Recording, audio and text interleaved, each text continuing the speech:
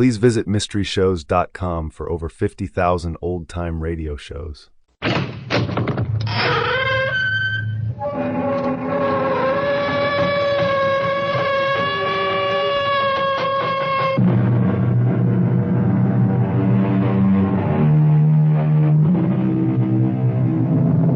Come in. Welcome. I am E.G. Marshall. Welcome to the sound of suspense, to the fear you can hear. Our tale is a blood-freezing story inspired by a nursery rhyme, a sweet, simple song. Ring of roses, a pocket full of posies. Achoo, achoo, we all fall down. It sounds young and innocent, doesn't it? But it is very old and very sinister. For the ring of roses were the splotches that first appeared on the faces of those afflicted during the Black Plague. The pocketful of posies were the herbs that were carried, hopefully to ward off the fatal disease. The sneezing sounds, achoo, achoo, were the sounds of the final spasms. And we all fall down was, well, you can guess.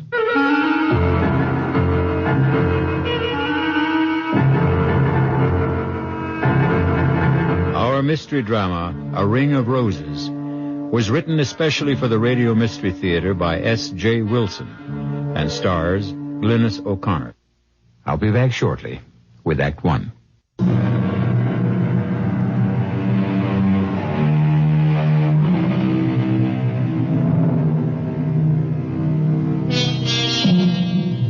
Science has brought most plagues under control, but not so those other epidemics of the past, those that plague us with their unseen, unknown, and unexpected terrors. And such is the tale of terror you are about to hear. Draw close to the guttering candle, for you will receive no warmth from a ring of roses. You know, George, I've heard about this place so often from Helena. I'm just dying to see her home. And I'm anxious to meet your friend Helena. Oh, I'm sure you'll like her. But will she like me? Taking her best friend away from her. Come on, George. You know you're irresistible. Ha! Why do you think I'm going to marry you? Well, for one thing, my beautiful, exquisite, enormous pots of money. Oh, George, wait! Look! Laurie, stop. get your hands off the wheel. What do you think you're trying to do? But we passed it. It's the sign to the house. Back there. Now, Laurie, I never want you to do that again. I'm not going to let missing a sign risk your getting hurt. You understand?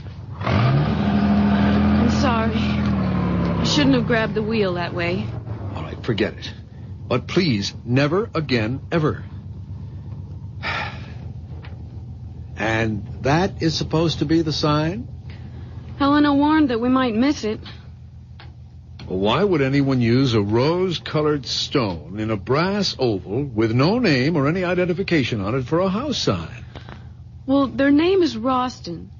And Helena said that generations back when their family first moved to America, it was rose stone. And so they put up a rose stone.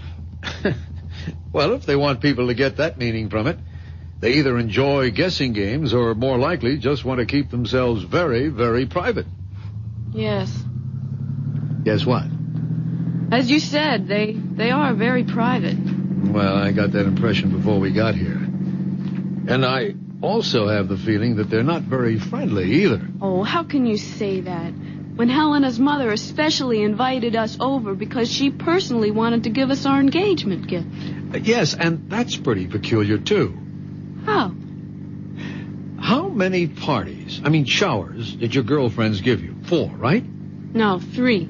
The last one was at dinner. All right, and Helena was invited to every one, but she... I know, George. She didn't turn up for any of them. You know, Laurie, I've never seen you so wound up. What's spinning around in that pretty head of yours?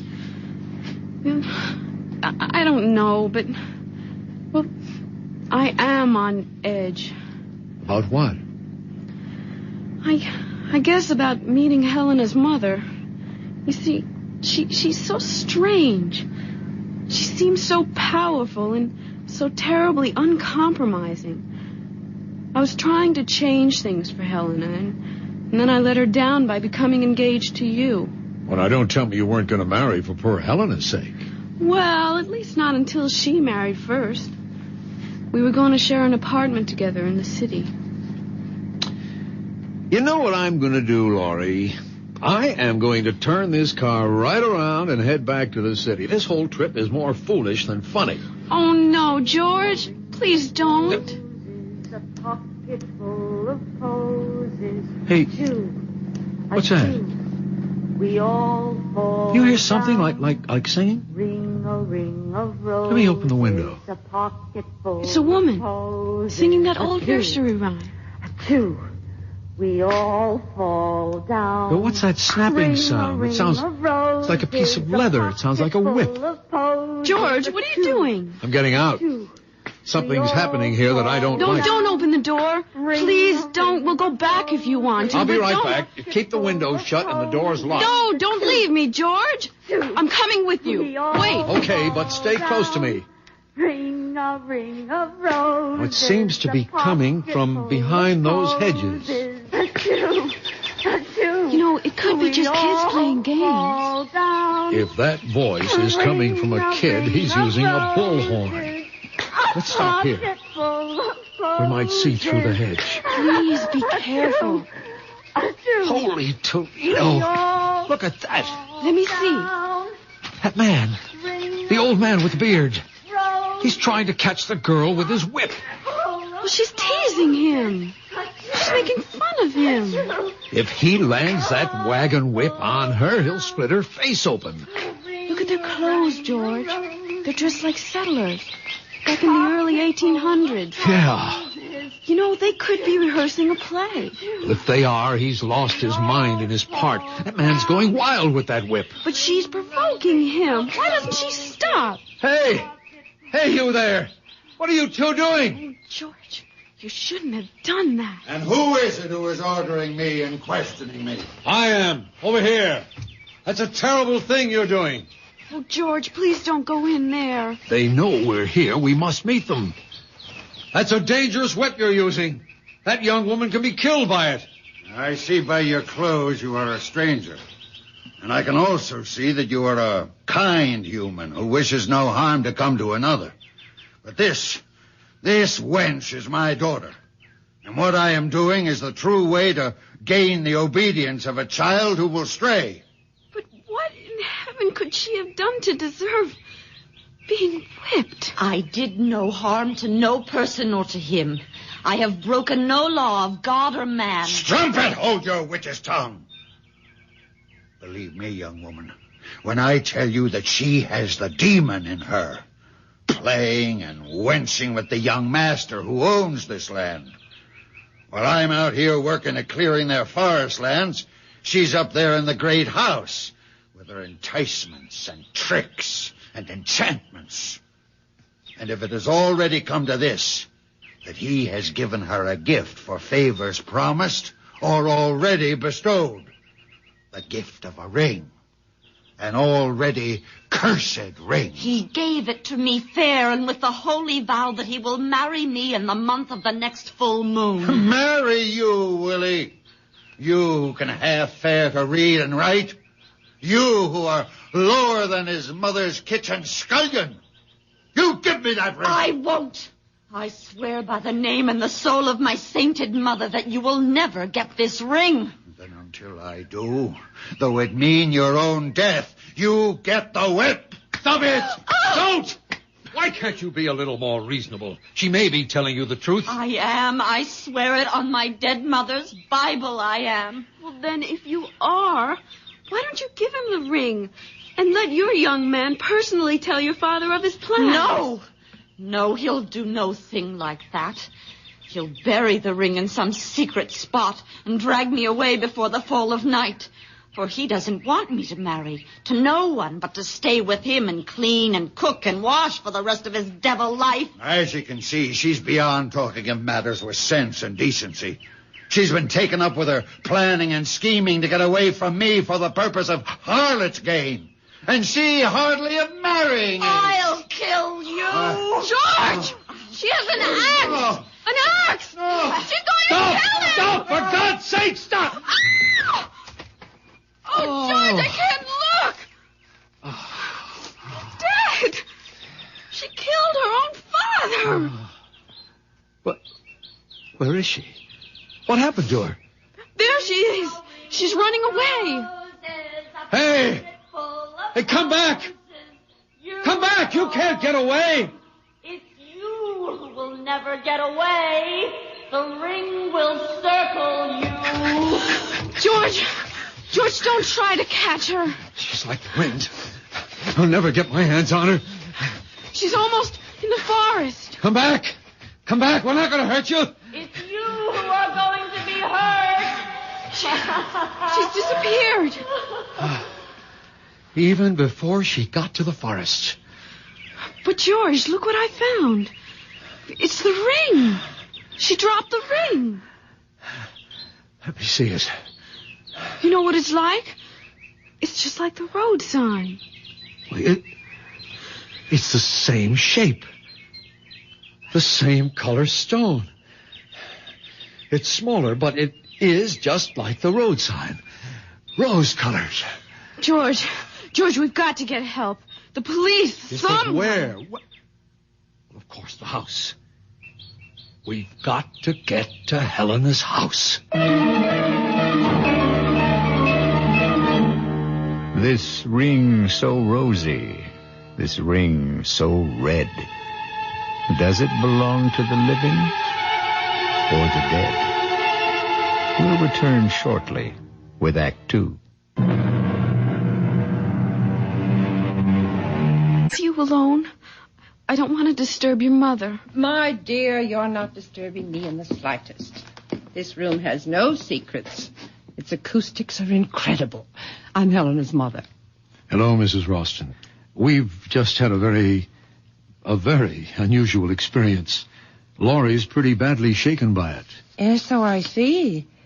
Helena, why don't you take Laurie to your room, let her refresh herself?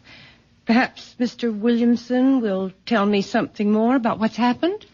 I think the police should be notified at once. The police? Here?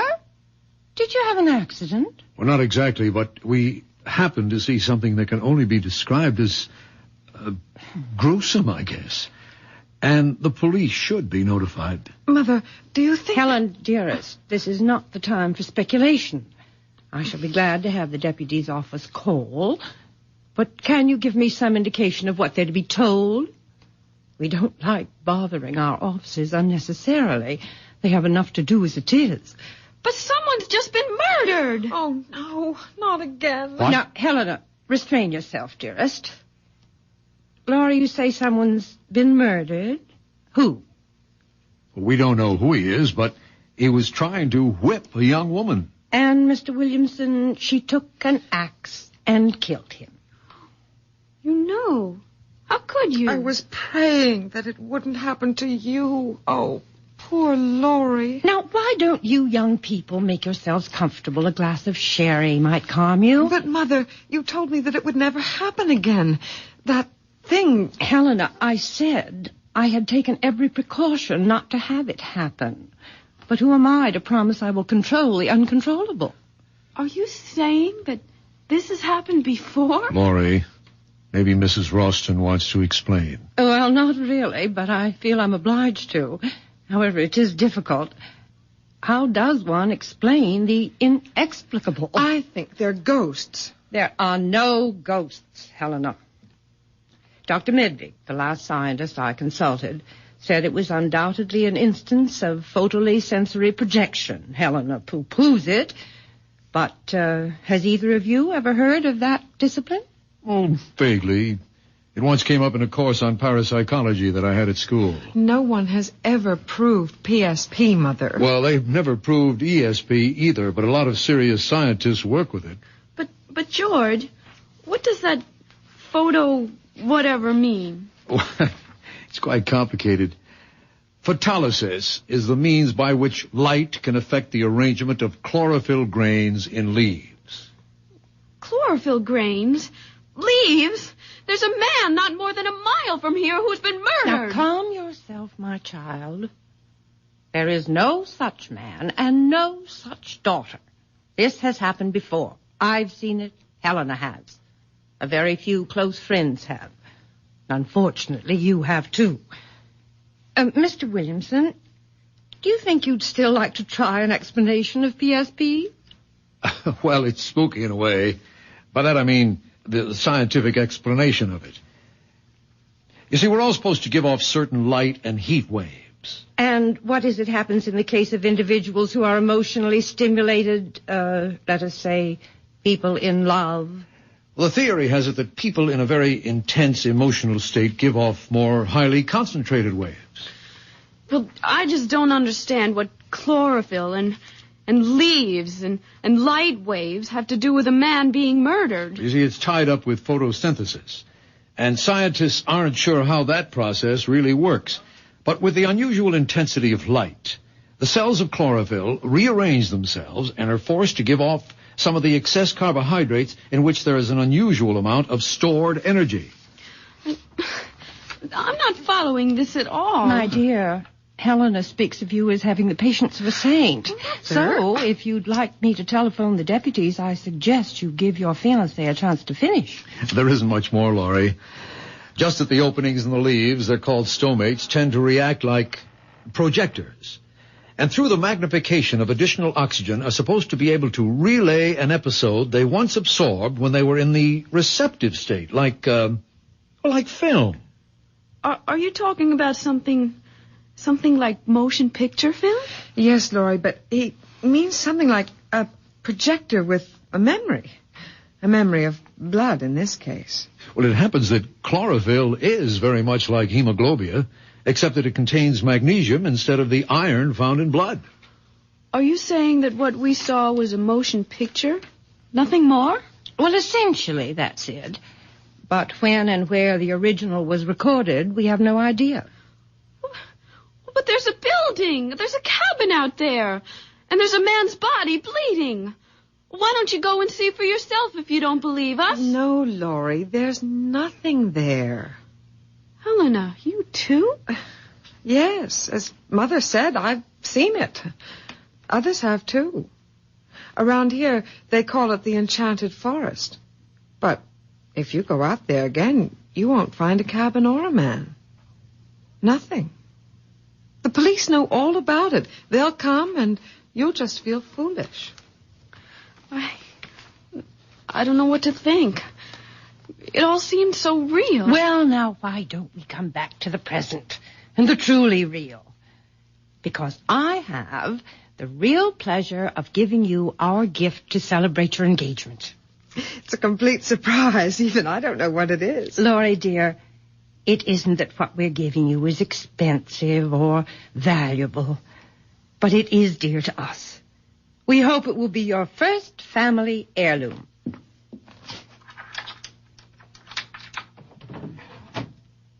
Here it is. No pretty wrapping, but it seems too lovely a box to cover with silly paper. Mother, I've never seen that box before. Well, now, isn't it nice that I can still have some surprises for you? That's a great-looking box, Mrs. Ralston. Those are roses painted on ivory, aren't they? Oh, it's so beautiful. I feel as if I'm depriving you of something very special if I accepted it. Oh, no. Please, take it. It's little enough, and you know what I think that box would be perfect for? It already has its purpose, dear. What I was going to say was that it would be the perfect place to keep a lock of your first baby's hair. Wouldn't it? And I'm afraid it's going to stay empty for some time. Oh, George, we don't know that. Not yet. We will have to find you another container for that when the time comes. This box already has its occupant. You mean there's something inside? Well, look and see. Well, go ahead, Laurie. My heart's beating so loudly. She's been like that all day, so excited. Darling, do you want me to open it? No, I'm all right. Just let me take a deep breath. Oh, no. Hey, that's the same. Laurie? What's wrong? Mother? Oh, it's this music. Give me the box, Laurie. And inside! Oh, the ring! I got her. Put her on the couch. Yes. Laurie? Mother, do something. Don't just stand there. Helena, control yourself and get some water. Oh, Laurie, my poor Laurie. Wake up. Laurie, come out of it, honey. Darling? She's trying to open her eyes. Slowly, Laurie. It's me, George. Oh, who? What happened? You just passed out for a moment. Here, give her this water. Here, honey. Sip this slowly. Oh, I don't need it. But did I really see it? See what? The ring. Yes, I've got it. What ring? This ring. The same one. With the rose-colored stone. Mother, how dare you? That's mine. You know what that ring means to me. Oh, please take that thing away. I don't want to look at it. Don't worry, you won't have to. Here, Mrs. Ralston, take it back. And I hope it isn't a sample of your sense of humor. Just one moment, Mr. Williamson. I don't particularly appreciate your tone or your attitude. What do you mean by my sense of humor? If you and your daughter know all about that axe-murdering scene that we saw earlier, then you must have known about the ring. What about it? It's mine. That ring. It's just like that road sign you have on the highway. Yes, the sign was copied from the design of the ring.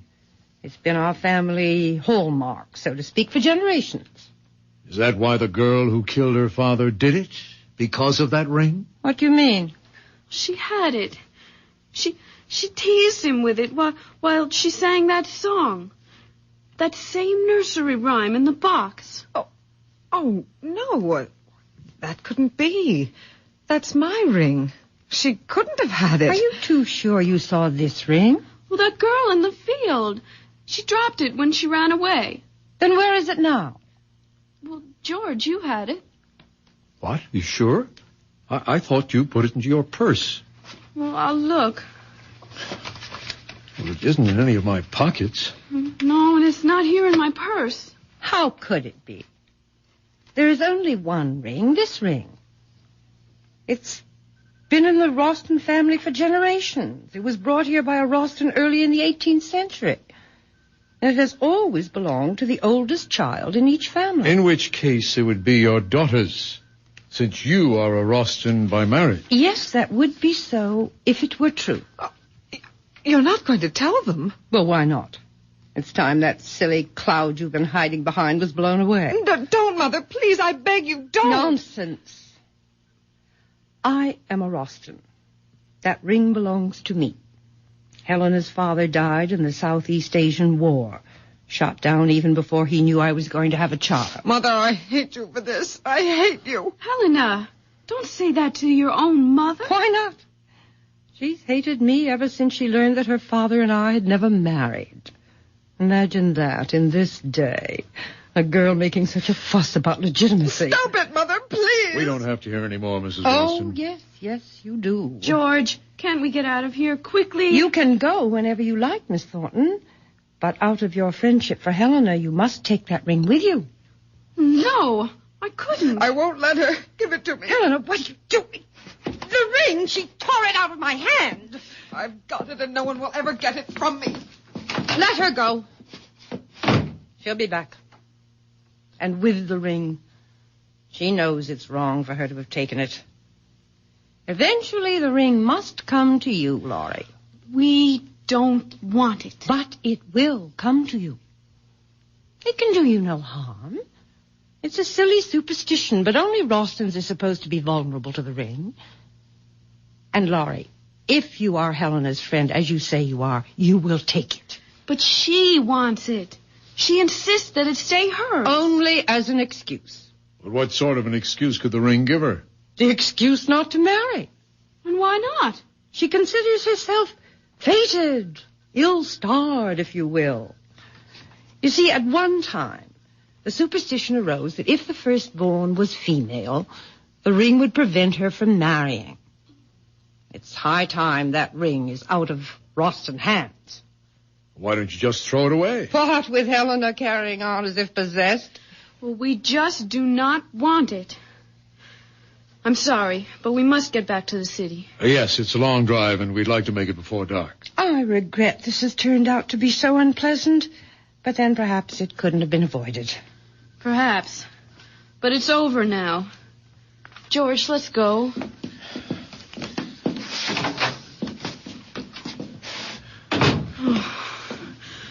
Oh, I can't get away fast enough. I don't know what the speed limit is here, but whatever it is, we'll break it. Helena, I order you to come out of your room at once. At once. Mother, don't hurt her. She is my only friend. The only friend I have in the whole world.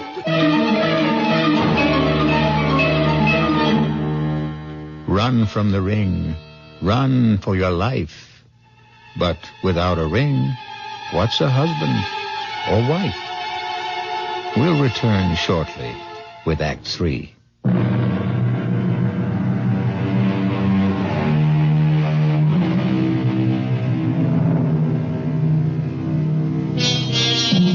Let us try and penetrate the shrouding darkness of the final act of A Ring of Roses. Laurie and George have been plunged into a strange, unreal experience. As the twilight lowers over the countryside, they are fleeing from the Rostons, the malevolent nursery rhyme, the flashing axe, the avenging curse, the fatal ring. What can flight outrace those forces of evil? That woman, that Mrs. Roston, she's monstrous. Oh, I'm so sorry for Helena. Yeah, well, I didn't see any halos around her head either. Yeah, but just imagine having to live with that mother. Why does she have to tell Helena that she and her father never married? Do you believe it? Well, why would she lie about something that important? Maybe out of just plain malice. Or what?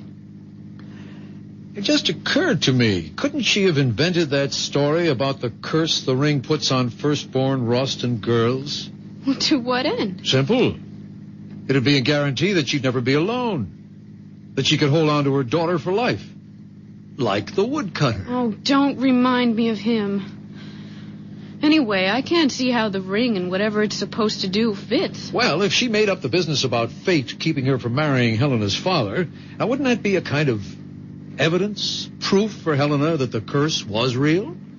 Well, then why would she give us the ring? Well, I'm only guessing, but couldn't it have been Mrs. Roston's way of telling her daughter that she wouldn't marry even if the ring was off the premises, so to speak?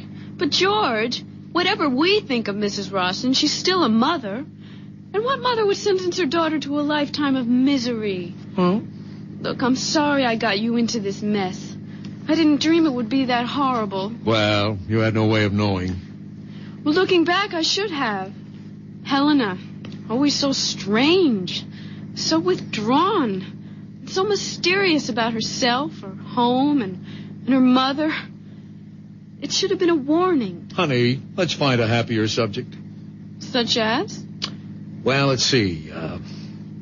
Okay, it's not original, but it'll do. For instance, if and when we have our first baby, would you want a boy or a girl? Oh, don't be corny. Why not? Corn is fine as long as it doesn't... George! George, isn't there someone in the road? Where? Well, look, straight ahead.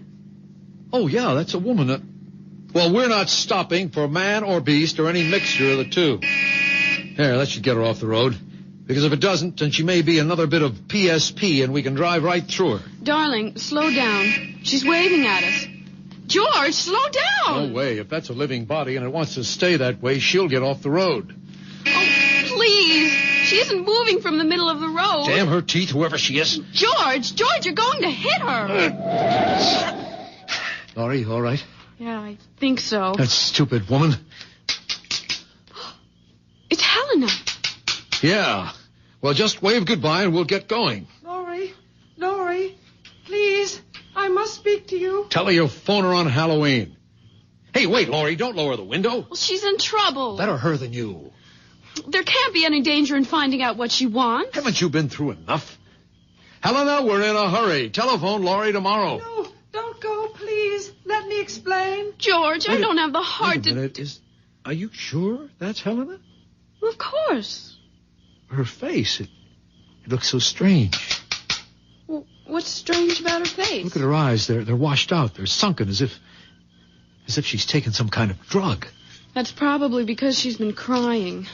I'm lowering the window. And you're also raising my temper. Well, what do you want me to do? Just wave goodbye and we'll get going. Oh, she's gone to the front of the car now, George. Oh, she does look dreadful. Why not? She is dreadful. I've got to find out what she wants. Just 1 minute. Let me talk to her for just only 1 minute. Okay. 60 seconds. But don't lower the window more than an inch. Helena? Helena, over here. Now, what is it? Oh, thank you, Laurie. If you only knew how miserable I am about what happened today. It was all my fault. You don't have to apologize. It wasn't anybody's fault. Mother had only the best intentions in giving you the ring. Sure she did. Nothing like unloading something on a couple of strangers that isn't yours to give away. But the ring does belong to her mother. Only to be given to her child, which excludes you. Well, that's true, but you see, after me, there won't be any Rostons. But you will marry Helena. Just wait and see. I doubt it.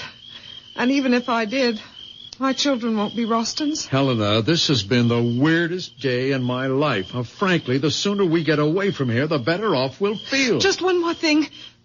Prove to me that you are still my friend, and please, take the ring. No, Helena. Thank you, but I couldn't. Absolutely not. Helena, why don't you just throw that ring away somewhere? I can't. I'm not allowed to. It has to be given to a Roston or to the person closest and dearest to me. But how could you expect me to take it? Every time I'd look at it, I would remember that terrible scene in the woods. I swear, the ring has nothing to do with what happened out there. It never has before. This is the first time. And it'll be the last for us. Okay, Helena, stand away from the car. I'm backing up. Laurie, if you don't take the ring, I'll die. I know I'll die. You won't die, Helena. Why should you? Because it will mean that I've lost my only friend and that I'll have no one to turn to, and I'll be stuck here in this prison with my mother. And she'll never let me go. Never. So long, Helena. If I return to the house with the ring, my mother will do something terrible. If you don't take the ring, I'll throw myself in front of the car. I don't care anymore. I don't care. Helena, give me the ring.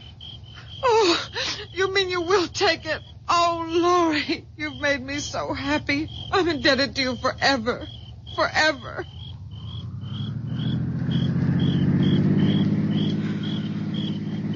You're angry with me, George, aren't you? No. I'll probably never see her again. And if it meant that much to her... What probably meant even more to her was that she could twist and bend you in any way she wanted. Well, in a way, it was her last hope of getting out of that house. That's why I finally took the ring. Actually, what harm could it do? I don't know, Laurie, except that anything connected with the Rostons seems dangerous. That's because the Rostons are difficult to understand or explain. Well, that may be. But while we might never get to the bottom of that axe job in the woods, there must be a key somewhere to the Rostons. After all, they're not ghosts or optical illusions. They're people, living, breathing humans. Still, for all we know about them, they're just as haunted as that phantom woodcutter and his crazy daughter.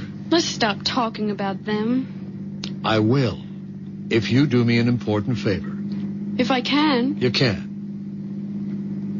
Throw that ring away. You mean now? Right this second. Open the window and throw it out. But Why? Honey, I'd consider it a special favor to me if you got rid of that ring. Well, I have no intention of keeping it. But I don't want to just throw it away. What do you want to do with it? Give it away. To whom? I haven't thought yet. Try thinking about it right now. You sound as if you're ordering me to do it. Actually, I'm begging you, Laurie, begging you to get rid of the damn ring. I said I would. But when? When I find someone to give it to. Someone who would appreciate it. It just doesn't make sense to just throw away something that's probably valuable for just anyone to find or to have it crushed under a car.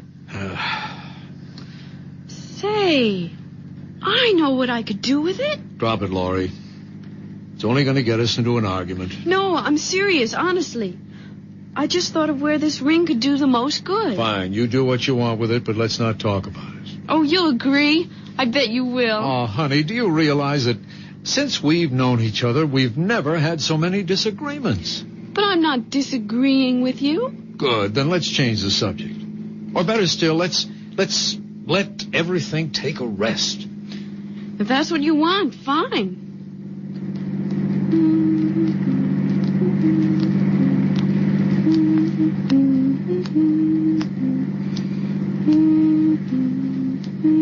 Laurie, what are you doing?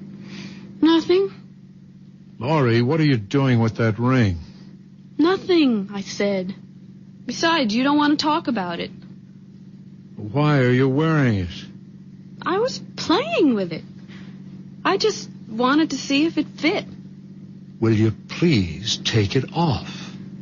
What are you getting so excited about? That ring, if you can't throw it away, at least put it away. You're getting awfully bossy, George. You're doing it only to get a rise out of me. You can forget about it. Because I'm going to give it to that thrift shop around the corner from where I live. Great idea. Now, please take it off. All right. Anything for some peace. Hey, that's funny. What is? The ring's stuck. I'll get it off. You shouldn't have put it on if it was too small. But it wasn't. In fact, it felt too big. Isn't that strange? I can't even twist it. Get the flashlight out of the glove compartment. Now turn it on and hold your finger under the light. There, can you see it? Your finger doesn't look swollen. No, it isn't swollen. But the ring won't budge. George, do you hear something? Hear what? That voice. The singing. Don't you hear it? No, I don't. Wait. Yes, I do. It's that song. Where's it coming from? I don't know.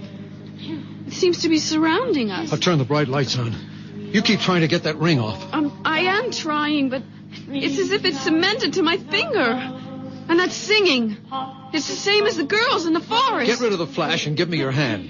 What for? Maybe I can get it off. Well, you can't. You're driving. There's no traffic, Laurie. I can manage the wheel with one hand. Why don't we wait till we get to a gas station? Then I can get it off with a little soap. Come on, give me your hand. All right. No, wait. I can't. Why not? Oh, I just can't, George. Laurie, you were about to drive me out of my head. Why can't you give me your hand? Because I remembered something. What, for heaven's sake? What, Laurie? Well, what Helena said back there. When she wanted me to take the ring. She said a lot of hysterical things. That if she couldn't give the ring to a Roston, it would have to be to a person nearest and dearest to her. Oh, Helena's all whacked up. Now give me your hand, Laurie. But what if it's true? Oh, that voice, that terrible voice. Why doesn't it stop? Laurie, please give me your hand. No. Because if you can get it off, then you'll be stuck with it. Who cares? I don't want anything to happen to you. Not for anything. George, look straight ahead. Oh, it's them, the two of them, the old man and the girl. He's got an axe. I'm stopping the car. No, don't. Go around them. Throw them. Run them down. Kill them. Do anything. leaving, Brakes George. aren't working. George, we're practically on top of Laurie, him. for the last time, give me your hand. The ring can't harm her.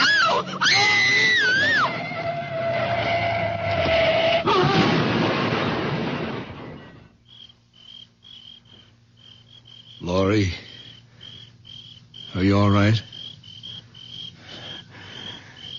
It was a tree we hit. Only a tree, Laurie. You hear me? It was only a tree. Laurie, the ring. The ring. What did you do? It's not on your finger. Your finger. Good Lord. She's dead.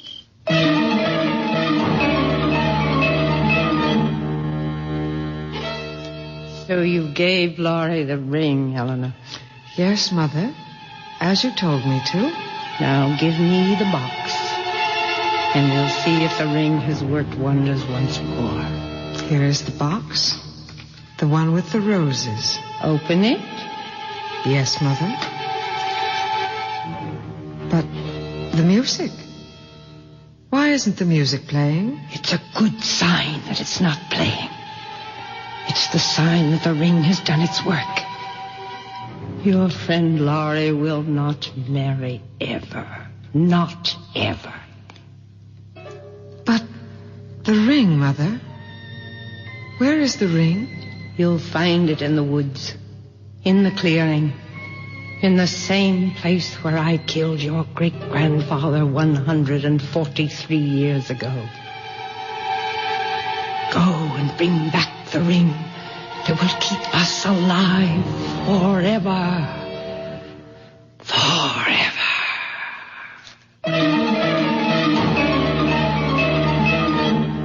Forever, you ghosts. Forever you sing.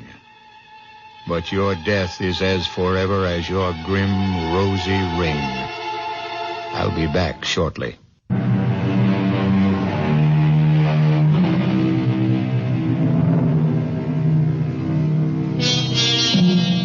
Let us end our tale of A Ring of Roses. For as we also know, roses are red, roses are blue. But the rose of death is meant for who? Our cast included Glynis O'Connor, George Petrie, Sidney Walker, Elspeth Eric, Holland Taylor, and Carol Hilliard. The entire production was under the direction of Hyman Brown.